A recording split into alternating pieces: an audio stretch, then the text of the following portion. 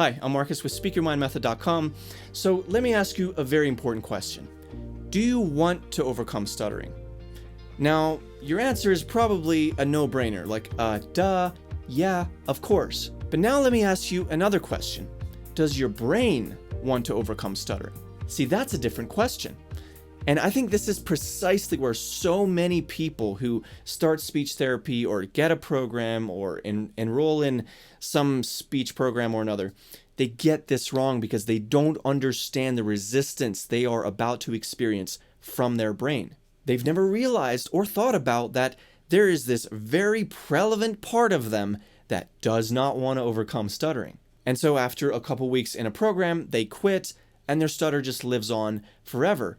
And I think a big reason for that is they were just misinformed. Nobody told them. They didn't understand how much their brain would resist. They didn't understand this reality that your brain does not want to change. Your brain wants to stay the same. It does not want to replace a stuttering habit with a fluency habit. So if you've ever started and stopped a program in the past and you're ready to get back out there and conquer your speech and become a highly competent speaker, then this might resonate with you. And so I'm here to help you, my friend. I'm here to give you some clarity and give you a really clear understanding of the reality that there is this very big part of you that does not want to overcome stuttering. Your brain does not want to change. But it's even deeper than that. See, it's really useful for you to know that not only does your brain not want to change, your brain is also not interested in what is best for you necessarily. What your brain is interested in is ease.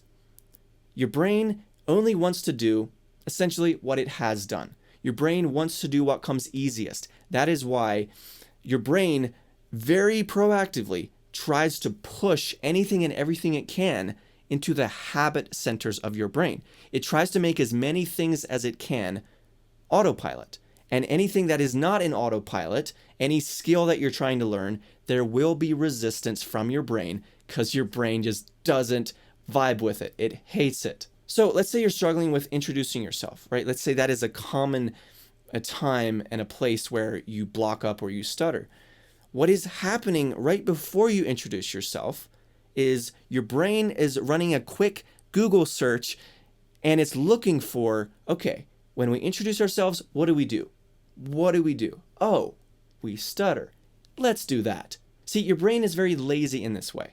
Now, in the aggregate, this is a good thing because it helps us sort of have stability. Because if we could just change our habits just like that on a dime, then we would live wildly chaotic lives, and that would be fun for no one. But then the downside of that is because your brain is so resistant to change, that is why it's so hard to beat stuttering. That is why it is just so difficult. And look, I'll be honest with you, it is difficult. Now, is it the hardest thing in the world? No. Is it possible? Yes, it's more than possible. But it's not easy. And one of the biggest reasons it's not easy is because your brain just really, really does not want to change the pattern of speaking. Again, your brain doesn't care what's good for you. Your brain doesn't care that stuttering leads to, will likely lead to a worse life than if you spoke fluently. It doesn't care about that. It only cares about doing the easiest, most natural thing or the thing that it has done in the past. And so this is where you come in, and this is where it is your, you could say, responsibility to become proactive and to say, look, I'm going to replace that. I'm going to build a new habit. I'm going to overwrite that old habit.